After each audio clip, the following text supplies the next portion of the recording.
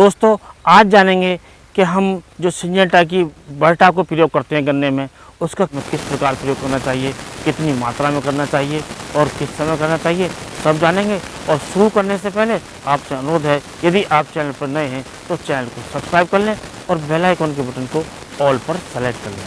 तो दोस्तों ये जो सिंजेंटा की बर्टाको होती है, इसमें जो टेक्निकल होते हैं वो दो होते हैं। एक होता है थाइमेथॉक्सम और जो होता है 1% के रूप में, और दूसरा होता है क्लोरेंट्रानिलीप्रोल जो होता है 0.5%। और ये दो टेक्निकल होने के कारण ये दो प्रकार से असर करता है, अर्थात इसका जो असर है वो दोगुना है। ये जो हमारा FMC का फटेरा होता है वो एक प्रकार के कीटों पर काम करता है, इसमें जो थाइमेथॉक्सम है वो और इसके रिजल्ट बढ़ा देता है। अर्थात जो बोरर होते हैं विभिन्न प्रकार के, जो छेद करने वाले कीड़े होते हैं, जैसे आपका जड़ से लेकर जैसे तना छेदक है या स्टेम बोरर है या आपका दूसरे प्रकार के जो छेद करने वाले कीट हैं, वहाँ से लेकर आप ये जो ऊपर जो टॉप बोरर वगैरह लगते हैं, इस प्रकार के कीटों को तो रक्षा होती है। इसके साथ साथ जो रस चूसने वाले कीट होते हैं उससे भी हमारी फसल की रक्षा होती है। साथ साथ जड़ में यदि कोई कीट है जैसे दीमक वगैरह होती है, उससे भी हमारी फसल की रक्षा होती है। तो इस प्रकार ये हमारी फसल में ज़्यादा काम करता है। और दोस्तों अब बात करते हैं ये काम कैसे करता है। तो दोस्तों ये जो थाइमेथॉक्सम होता है ये हमारी फसलों में जो कीट होते हैं उनके नर्वस सिस्टम को डैमेज करता है और पैरालाइज करके इन कीटों को मार देता है। इसी प्रकार जो इसमें दूसरा जो टेक्निकल होता है क्लोरेंट्रानिलीप्रोल, उसका कार्य भी यही होता है कि ये जो कीटों के जो नर्वस सिस्टम होते हैं उन पर ये डैमेज करके और उनको पैरालाइज करके कीटों को और उनको मार देता है।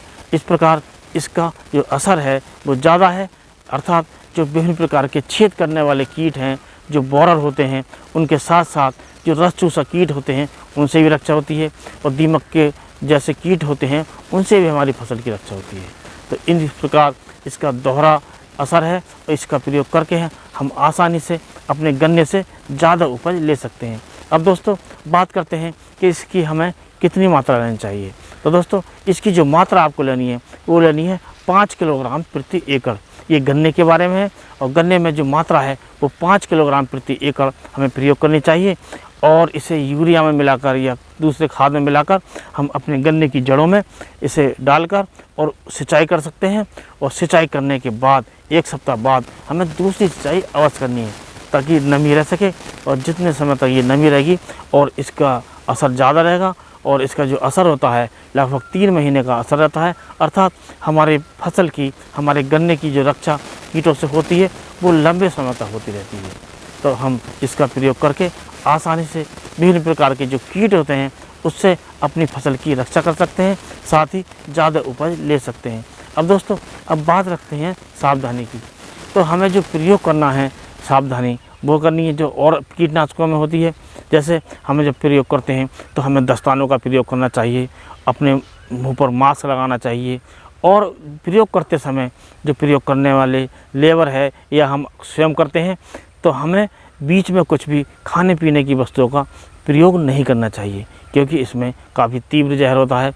और इस प्रकार जो कीट हैं उनसे हमारी फसल की रक्षा होती है। हम अपने विभिन्न प्रकार के जो कीट हैं और उनको से अपनी फसल की रक्षा कर सकते हैं और अपने गन्ने से ज़्यादा उपज ले सकते हैं। और दोस्तों दूसरा जो इसका जो प्रयोग है वो यही है कि आप जो सावधानी बरतें वो ये भी बरतें कि आप जब पहला पानी आप देते हैं कीटनाशक के प्रयोग के बाद, चाहे आप यूरिया मिलाकर करें चाहे आप मिट्टी मिलाकर करें, उसके 1 सप्ताह बाद दूसरी सिंचाई अवश्य करनी चाहिए।